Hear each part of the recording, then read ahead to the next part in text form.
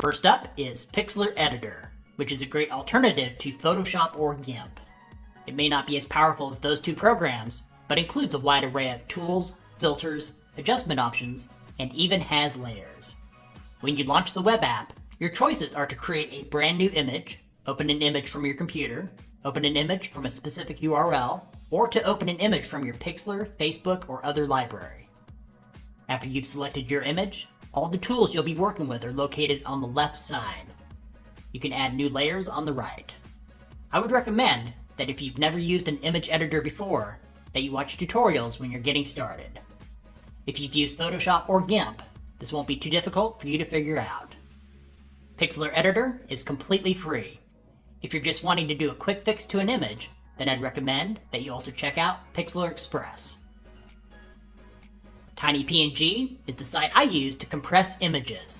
This is useful if you're looking to reduce the amount of space being used up on your drives. If you're a website developer, the reduced size of your image files will make your web pages load quicker. It's almost impossible to see the difference in quality between the uncompressed and compressed images. It's really easy to use. At the top of the page, just find an image on your computer. You can actually select up to 20 images, no more than 5 megabytes each, and drop them right here. When it's done, it will show you how much your image was reduced in size.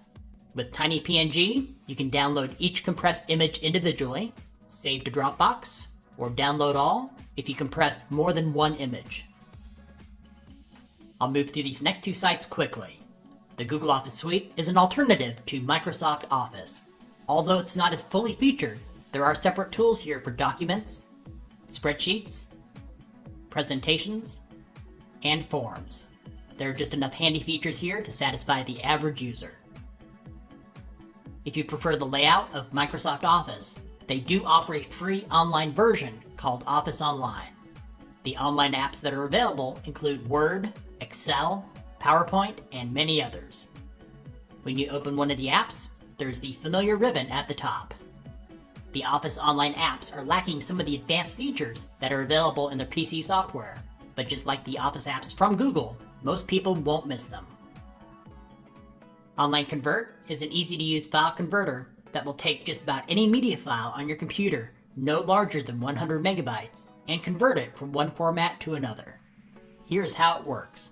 If I wanted to convert an audio file from MP3 to AAC, I would select the drop-down box for Audio Converter and select Convert to AAC.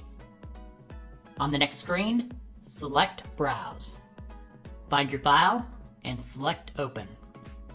There are optional settings listed below for changing the audio bitrate and others. When you're ready, select Convert File. Depending on your file, it may take a minute or two. Once it's done, you can save that converted file to your computer.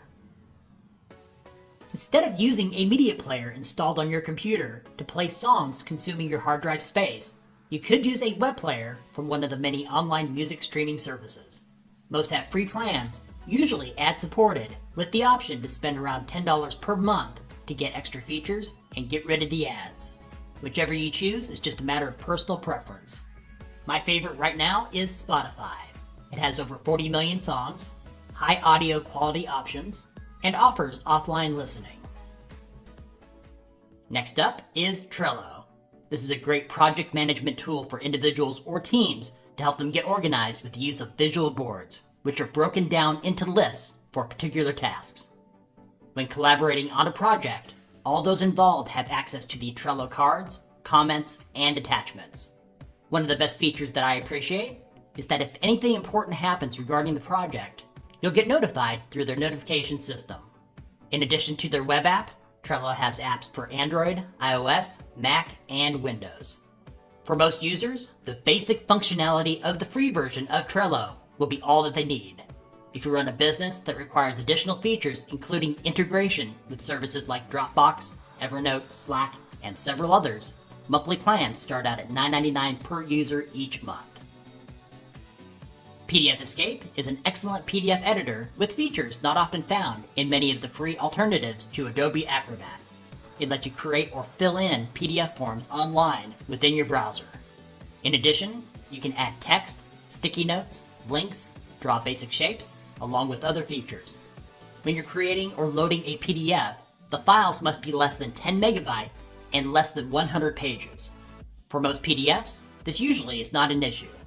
The free version of PDF Escape is supported with ads. To get rid of the ads and get additional features, they have other plans starting at $2.99 per month. Mint is a trusted online site that offers personalized finance tools that most of you are probably familiar with. You can link up your bank accounts, cards, and bills to help you keep track of your budgets, investments, and will show you new ways to save more money. It will even keep track of your bitcoins. Mint is free to use. Even making payments with your bank accounts is free, but there are fees for making payments with a credit or debit card.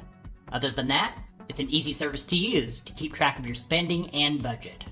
If you're still using Microsoft Money, which was discontinued many years ago and no longer receives feature or security updates, it just might be a good idea for you to switch to a service that is still supported. This video would not be complete without mentioning VirusTotal, which is a free service that uses more than 60 scanners to detect malware, viruses, and other kinds of malicious content. It's simple to use. Select Choose File, and select the file that you would like to scan. Once it's done, it'll let you know how many scanning engines detected malicious content. In this case, all 65 say this file is clean. Even if you have one or two, that doesn't mean that the file you selected is bad. Sometimes the security scanners will issue false positives. I also use VirusTotal multiple times per week to scan URLs. It's easy to use too. Select URL, copy and paste, or type the URL of a website, and when you're done, hit enter. One of the engines has detected phishing from this site.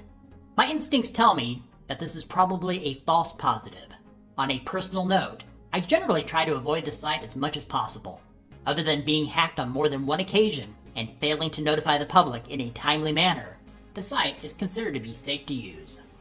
VirusTotal does not completely replace your antivirus or malware security software, but should be thought of as an extra tool that you can use to check out those suspicious files and URLs.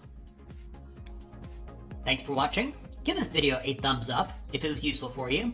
If you know of a website that's a good alternative for desktop software, let me know about it in the comments. And if you're new to this channel, subscribe and click the bell notification icon to stay up to date with more useful websites and other tech-related stuff from Tech Gumbo.